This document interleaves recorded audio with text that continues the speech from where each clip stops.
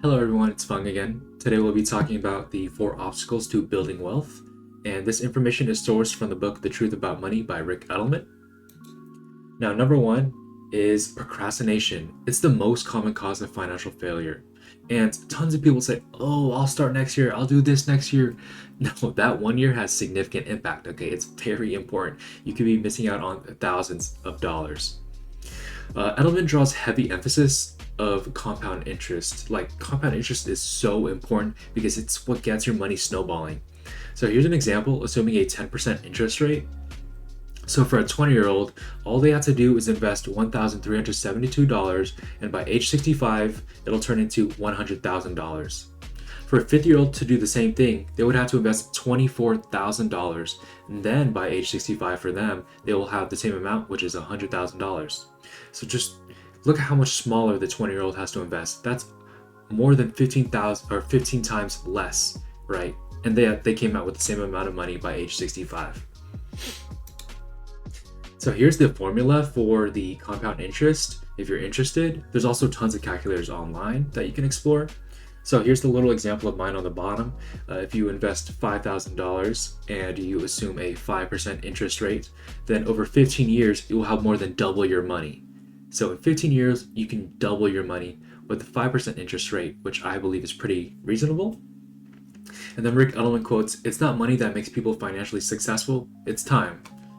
And then the final lesson in procrastination is Rick Edelman believes that children should be out the door by 24 because he believes that living with parents is a double-edged sword. So either you could save money, right, and create a financial plan and then save enough money to buy a house and such, or you could freeload and never really learn how to be financially responsible. So it's just important to give your children that push by 24 and have them have that need to be financially responsible. So number two is spending habits, and a $5 coffee a day would eventually add up to become $1,825 annually or $1,300 for a working year. So if you bought it every weekday. This is over 2% of a $60,000 household income. So if you make around that much money and you're spending that much on coffee a day, that's over 2% of how much money you bring in being spent on that daily coffee. So the key here is that you should not spend without being conscious. Always be conscious about what you're spending. Number three is inflation. So since 1926, the average inflation was 3%. And that means that every 23.5 years, so 23 and a half years, the cost of living doubles. So down below here, we have a table actually, and it just shows you the value of $1,000 in the future. So year zero, which is right now, right? The $1,000 is worth $1,000, right? And to buy something that's worth $1,000, you only need $1,000. Then we look by year 20, let's just say, $1,000 turns into $554, right, today. And what you need to buy $1,000 of something today, you would need $1,806.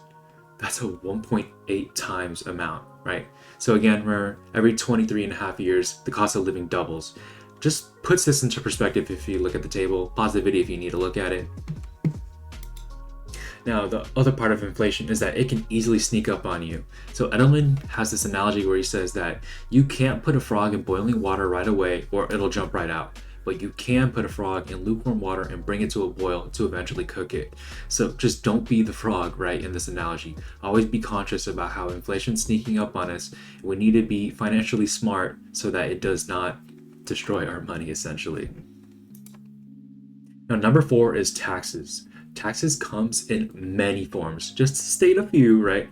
You would experience federal income, state income, personal property, sales, user, intangible, excise, capital gains, and estate. That is a lot of taxes, right? And it's so bad that there's something called the Tax Freedom Day, where the money is finally yours. So that means you work all the way up until April or May, and then from that point on, you finally get to pocket the money. It no longer goes to taxes. Okay, so let's recap everything that we learned today. First is to do not procrastinate. Start now. Don't say, oh, I'll start next year. No, start today. Start right now. Okay. Compound interest is so crucial to your financial success. Okay. It'll really get your money rolling and snowballing. 2 is to be conscious of your spending habits. Remember buying that coffee every day. $5 a day is going to go a long way. That's going to cost you thousands of dollars. Be conscious of your spending. I'm not saying sacrifice everything and live super frugal, but just be aware that your coffee that you're buying every day is going to cost you thousands, okay? 3 is to don't forget about inflation. It can easily sneak up on you. Don't be that frog, right, in the analogy. Be conscious of it, be aware of it, have a financial plan, be ready. Just understand that the cost of living is going to double every 23 and a half years. And 4th is, taxes, dreaded taxes, okay? Comes in many forms, and it takes about 1/3 of your income. 1/3 of your income, it goes to taxes. That's a huge portion. So that's the end of the video. Thank you guys for watching. Feel free to like, subscribe, do whatever you want. You guys are not obligated to do so. Just do whatever you want. If you want to follow my journey of financial literacy, then subscribe. Other than that, thank you guys for watching the video.